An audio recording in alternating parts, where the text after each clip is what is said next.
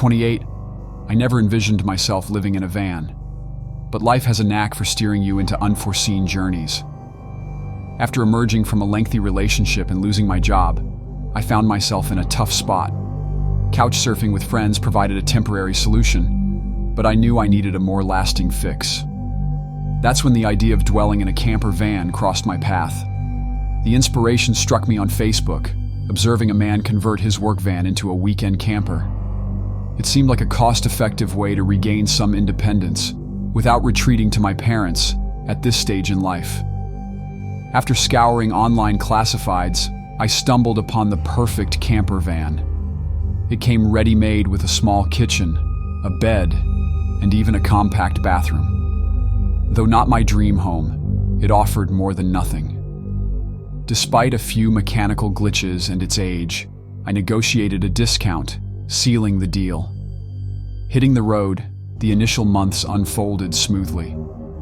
I discovered a serene piece of land online, granting me permission to park my van for a nominal fee.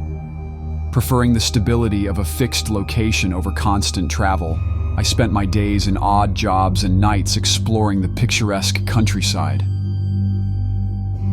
However, a turning point arrived when I returned home one day to discover my van's lock busted open. My heart raced as I entered, confirming my worst fears. Everything was in disarray. Clothes, food, electronics, strewn about and some items missing. A call to the police yielded little hope, given the lack of leads. Violated and fearful, I reinforced the lock as best I could, but it still felt insecure. That night I stayed vigilant in my van, unwilling to leave it unattended. Sleep eluded me as I listened for any signs of intrusion. In the early morning hours, a rustling noise jolted me awake. Peering out, I discerned footsteps approaching. Panic set in as I contemplated calling the police or defending myself, but then I noticed a figure outside, moving toward my van. It was too dark to discern features, but I could tell it was a person. Heart racing, I reached for a piece of wood by my bed, ready to defend myself. The figure, mere feet away, stood silent, motionless. Unsure of what to do, I eventually summoned the courage to call out, receiving no response. The figure remained like a statue before turning and walking away. Come morning, footprints in the dirt around my van confirmed the unsettling presence. Realizing I couldn't live in constant fear, I packed up and sought a new, secure parking spot in the nearest town. As I drove, my mind buzzed with the myriad possibilities of that haunting night. In town, I found a safe place to park, feeling a wave of relief as I settled in. Attempting to move on from the break-in and eerie encounter, the fear lingered, prompting me to avoid going out at night. Overwhelmed, I decided to sell the van and seek a room to rent. Responding to an advert for a tiny room in town, I spoke to the listing lady, Rachel, who had a spare room in her house.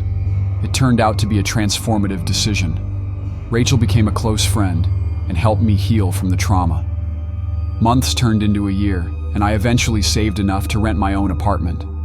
As I packed to leave Rachel's house, gratitude overwhelmed me for the unexpected journey that led to new friendships and a fresh start. Reflecting back, I realized that life's scariest moments can sometimes pave the way for unforeseen blessings.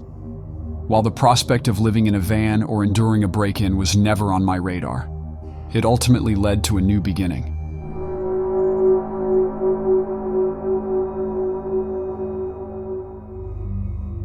Embarking on the road to explore the country in my newly converted van was an exciting prospect. Together with my dad, we'd spent the entire summer crafting this cozy space, complete with a bed, stove, and a compact fridge.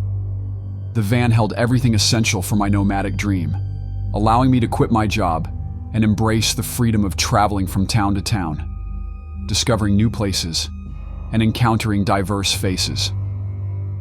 Inspired by countless Instagram posts showcasing people living their best lives in self-made vans, I eagerly anticipated hitting the road as soon as the van was ready.